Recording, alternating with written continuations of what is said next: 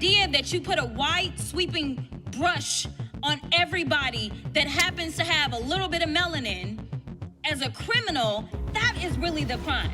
Let me just be clear.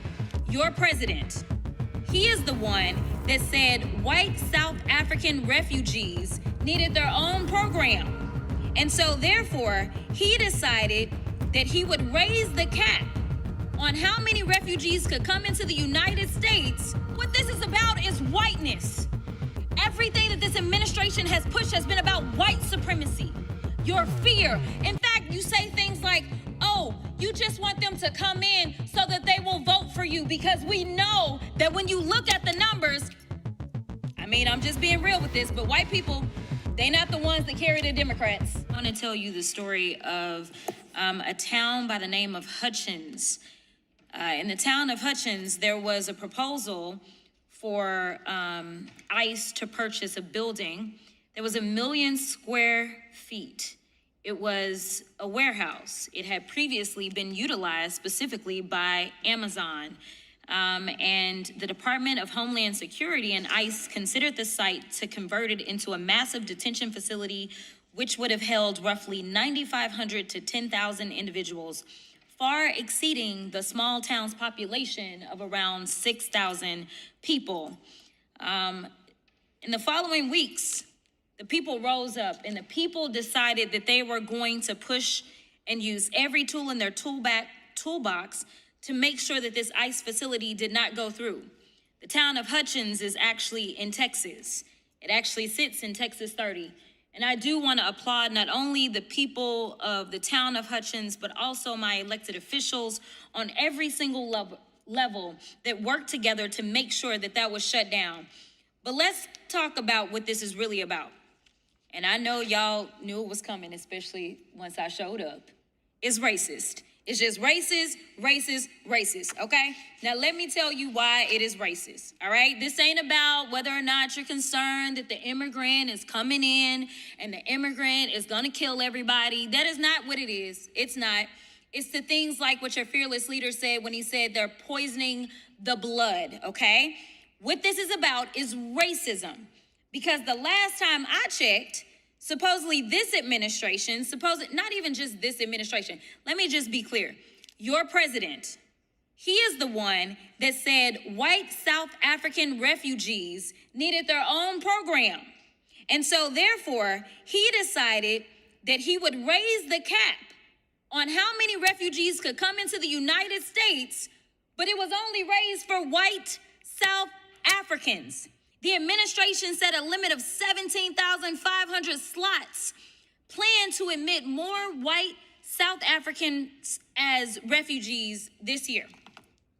So here's the point. Every time I see these images of these officers who obviously are completely incompetent, none of that money that has been given to ICE has been given so that they could be trained up and know how to do the daggone job. Seems like they are specifically targeting people because of how they look. In fact, earlier, one of my colleagues from across the aisle was talking about, let's not forget our history, as he quoted the history of how his family came in. And I guess he was trying to say they came in the right way. Let me be clear about something. The people that were here are the indigenous folk. And you know who ICE been rounding up? They've been rounding up indigenous people, the people that originally came, not the colonizers, but the original people. So what this is about is whiteness. Everything that this administration has pushed has been about white supremacy, your fear. In fact, you say things like, oh, you just want them to come in so that they will vote for you, because we know that when you look at the numbers, I mean, I'm just being real with this, but white people, they not the ones that carry the Democrats. They aren't. And so this is literally about, you say things, you tell on yourselves. You believe that somehow they will become citizens and they will start voting in the interest of equity.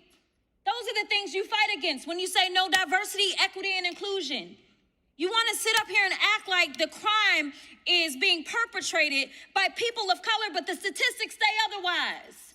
If you look at the real numbers, I know that y'all believe in propaganda and y'all don't want people to know the truth, and y'all definitely don't want them to know history, because then you gotta, again, acknowledge colonizing. But nevertheless, when you look at the numbers, you want to tell me about one-offs. And listen, as a criminal defense attorney, I have represented people of all colors. Let me tell you, anybody can commit a crime on any given day.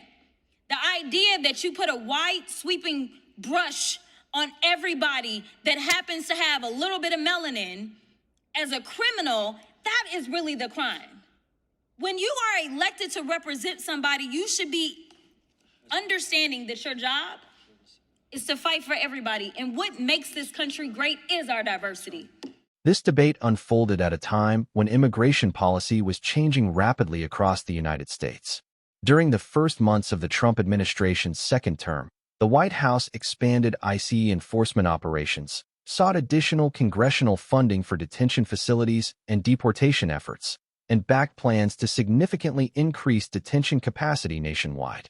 At the same time, Congress was considering appropriations that would provide billions of dollars for immigration enforcement, new detention beds, and expanded ICE operations. One issue receiving particular attention before this hearing involved the proposed use of large commercial warehouses as immigration detention facilities. In Texas, reports that a former Amazon warehouse in Hutchins could be converted into one of the country's largest ICE detention centers sparked opposition from local residents and elected officials.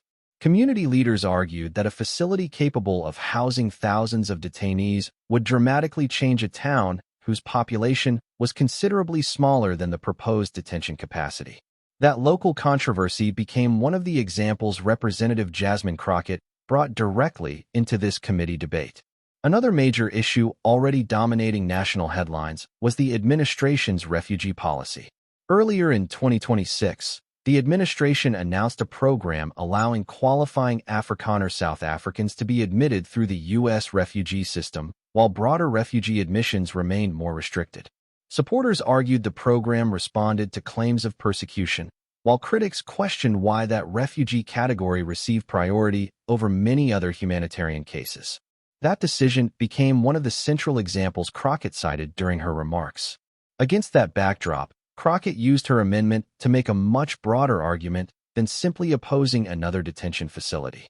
She began with the Hutchins proposal, praising local residents and officials who resisted the project, before arguing that the debate over immigration was no longer just about border security or detention capacity. In her view, it reflected something much deeper about how the administration approached race and immigration. The most controversial portion of her speech came when she directly accused the administration of promoting policies rooted in racism and white supremacy. She referenced President Trump's previous "poisoning the blood" remarks, criticized the refugee program for white South Africans, and argued that immigration enforcement appeared to disproportionately target people based on race and appearance rather than individual conduct. Those are significant political accusations, and they remain strongly disputed. It is an established fact that the administration expanded immigration enforcement, increased ICE operations, sought additional detention funding, and implemented the Afrikaner refugee program. However, Crockett's conclusion that these policies amount to racism or white supremacy represents her political opinion, not an established finding of fact. Administration officials have consistently maintained that their immigration agenda is based on enforcing federal law, deterring unlawful immigration, and strengthening national security rather than racial considerations. Crockett also challenged arguments linking immigration to crime. Drawing on her experience as a criminal defense attorney, she argued that criminal behavior is not confined to any race or ethnicity and warned against judging entire communities by the actions of individuals. Supporters of stronger immigration enforcement, by contrast, argue that stricter border controls and deportation policies are necessary to reduce crime committed by individuals who are in the country unlawfully. Those competing perspectives continue to shape one of the most polarized debates in American politics. One of the reasons this exchange attracted attention is that it illustrates how congressional debates over immigration have evolved. Discussions that once focused primarily on border barriers, visa policy, or deportations now frequently expand into questions about civil rights, race, constitutional authority, local community impacts, and the limits of executive power. As a result, hearings like this often become broader political debates rather than narrow discussions of individual amendments. Whether viewers agree with Representative Crockett's conclusions or with supporters of the administration's immigration agenda, the hearing demonstrates why immigration remains one of the most contentious issues before Congress. Decisions about detention facilities, refugee admissions, ICE funding, and enforcement priorities affect not only federal agencies, but also local communities, state governments, and millions of people directly impacted by immigration law. That is why debates like this continue to generate intense disagreement both inside Congress and across the country, with lawmakers presenting fundamentally different visions of what America's immigration system should look like.